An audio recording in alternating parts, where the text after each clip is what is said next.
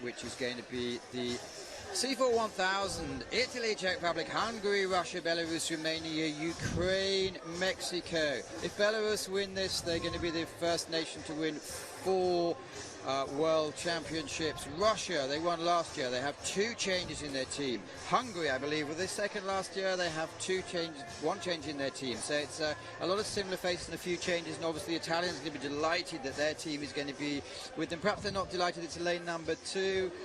But they'd prefer them in lane number 9. That's where we are. But they can. Let's see how they go.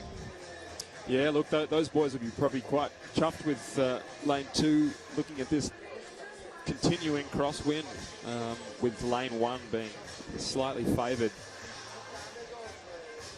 It's a long way, that's for sure. 1,000 metres. They're the Belarus legends. They've been together pretty much unchanged for about the last 9 years now. They're competing in the C2 200, all the events together. So Russia, they have made 2 changes. Stokolov and Shebatov come in from last year's gold winning team. It's good to change them occasionally, but again, as it's not an Olympic event, it perhaps is a lesser priority. But for the big men, this is one they want to win.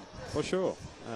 This is the big boat for the sea boat, and over the longest distance. So there'll certainly be nation pride on this race, and it is a complete, well, almost a complete European race, by the Mexicans in lane 9. But the Belarusians, having been together for such a long time, it'll put them in great position. They know how each other races. They know the race plan back to front. Mostly you find the best crews in the world stay together for a long period of time, and that's generally the way that, in my experience, I've always had long-term partners in K2, and that's always been my preference. You get to learn the nuances of the boat, and in particularly this craft, it's such a dynamic craft in that 4 men use their bodies to leverage that craft forward. You can see the Romanians there all in sync in their pink headbands, as I was talking about earlier. I love it. 2 of the same team that came 7th last year, so they were actually most of the team. I think the only team I could find that's exactly the same, well, apart from the Belarus, the Hungarian who came. They were bronze medalists last year. They're sticking together well. And Mexico in the bottom lane, they have a good tradition and Jose Cristobal Bueno has obviously been around for a long time with his mates, looking to do something special here.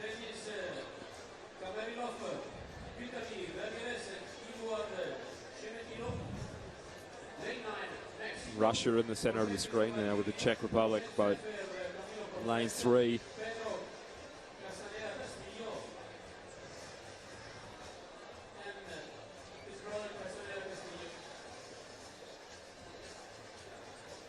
Certainly not the type of canoes that you have a picnic in, these ones.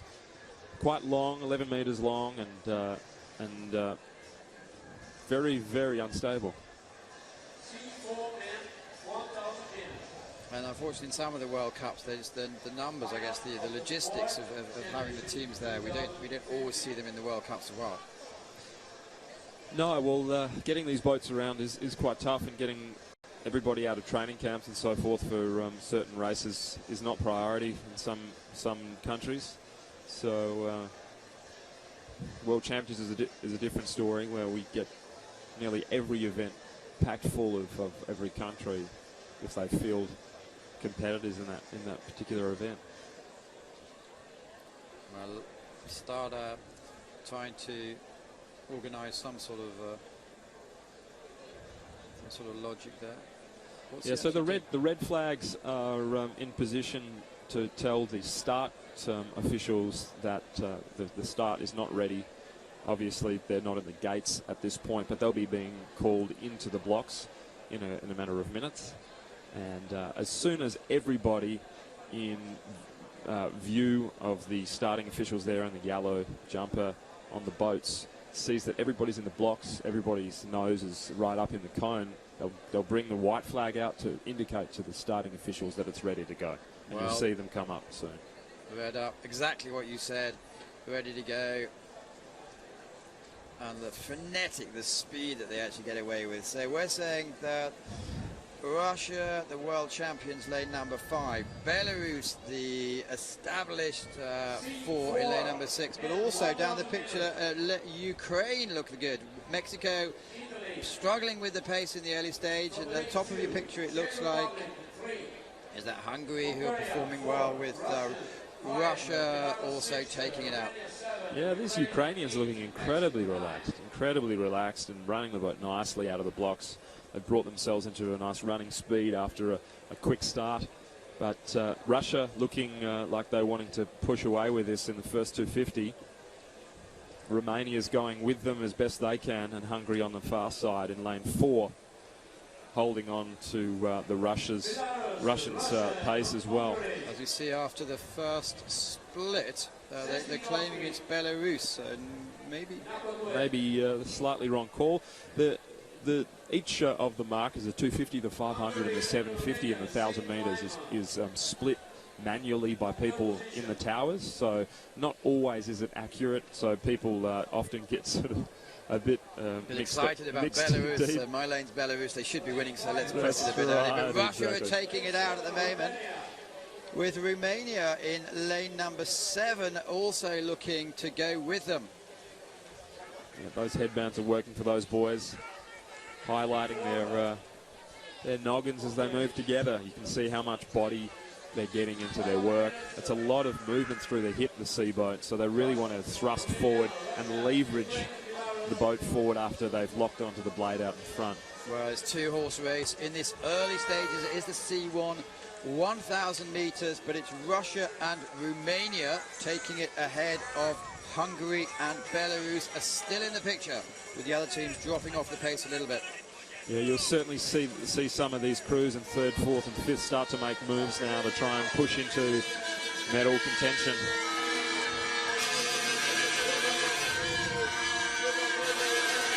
Well, Russia are there, Romania there, Ukraine also looking good. Great picture in lane number 5 of Russia. Yeah, Ukraine are really trying to push now. You can see their rating has lifted. Very, very close. 4 boats within 1 second now. Well, with 200 metres to go, there's 3 boats in a line. Russia, Romania and Ukraine. And made a lot of noise here. The Russians have woken up, but it's desperately close. It's 170 metres to go.